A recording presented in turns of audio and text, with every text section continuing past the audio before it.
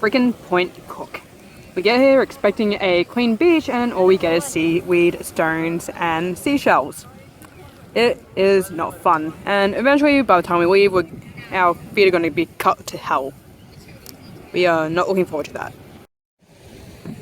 My friend bought watermelon. I don't like watermelon, but for some weird reason I'm craving watermelon. Is it seedless?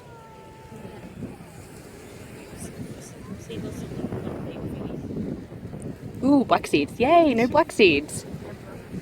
But this is Australia, where any seed could happen.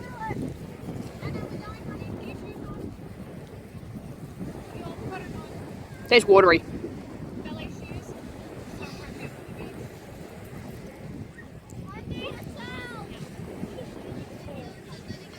It needs more like sugar. It needs more sugar.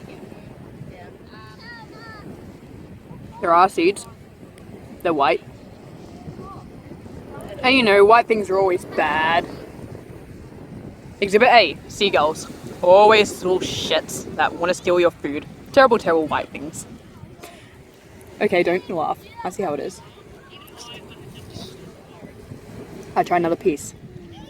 You know, I don't eat fruit often, so this thing is probably going to give me massive diarrhea. Huge, huge diarrhea.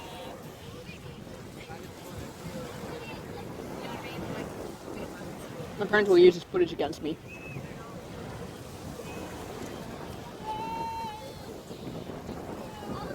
I'm going to go back to eating chips. Yeah. So these tourists could have chosen anywhere to go in Australia. Instead they decided to come to Melbourne and check out our beaches, which, as I said earlier, shit.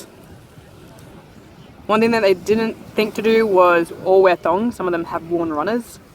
Not a wise choice with the sand. Yeah.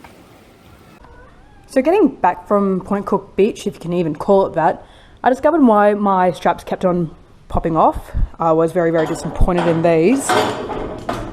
I discovered that it was because of this huge ass gap. So that doesn't lean right, which allows these to rock and bounce up and down, causing my straps to come loose. I've tightened these things 5 times on my way to the beach. Thankfully, I only needed to tighten them once on the way back. But do you have any idea how scary it is going on the highway at high speeds at 100 k's an hour and having trucks fly past you? Well, keep in mind there's no emergency lanes. So if one of these things came loose, I would have to essentially risk everything. So if one of these things came loose, I would have been freaking screwed.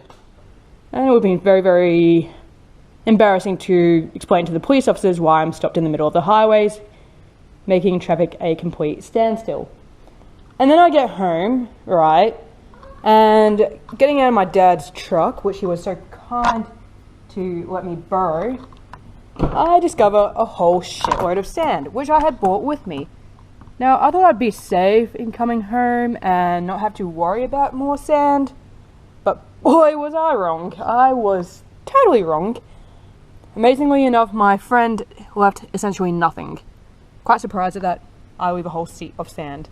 So I'll be spending the next 2 weeks trying to clean all this up.